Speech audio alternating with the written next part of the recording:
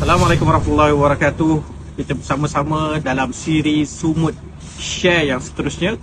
Dan hari ini kita nak ceritakan sedikit. Kalau kalian tengok bot-bot kita yang telah berlepas dari Barcelona, yang akan berlepas dari Itali, kita namakan sebenarnya dengan nama-nama kampung yang telah dimusnahkan semasa Nakbah 1948. Apa Nakbah 1948? Apa yang berlaku ketika itu dan kenapa ia berlaku?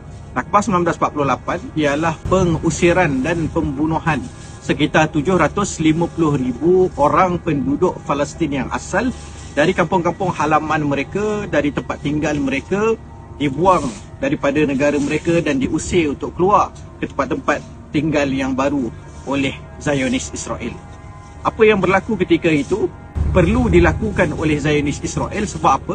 Sebab mereka nak menjadi majoriti dan berkuasa ke atas tanah Palestin yang telah dirampas.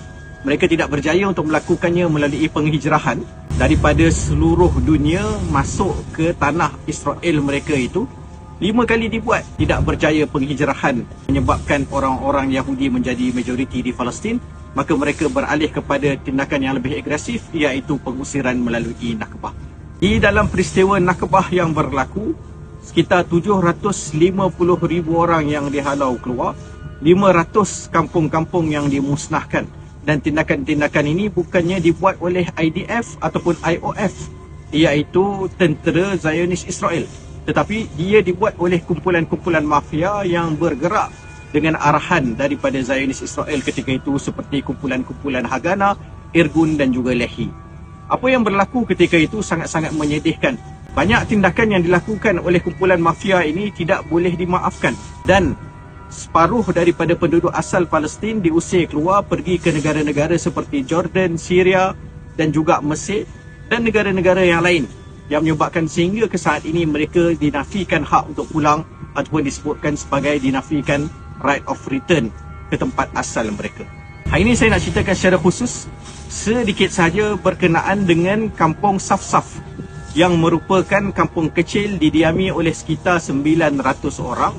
Kapal kami ini dinamakan kapal Safsaf atas nama kampung ini.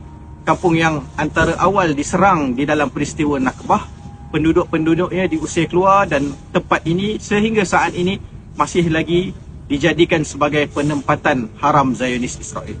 Diceritakan salah seorang yang menjadi saksi mata ketika itu bukan orang Palestin, tetapi salah seorang ketua daripada kumpulan mafia Haganah itu sendiri menceritakan dalam satu peristiwa 52 orang penduduk di Safsaf mereka ini diikat dengan tali dan dicampakkan ke dalam telaga dan dibunuh beramai-ramai.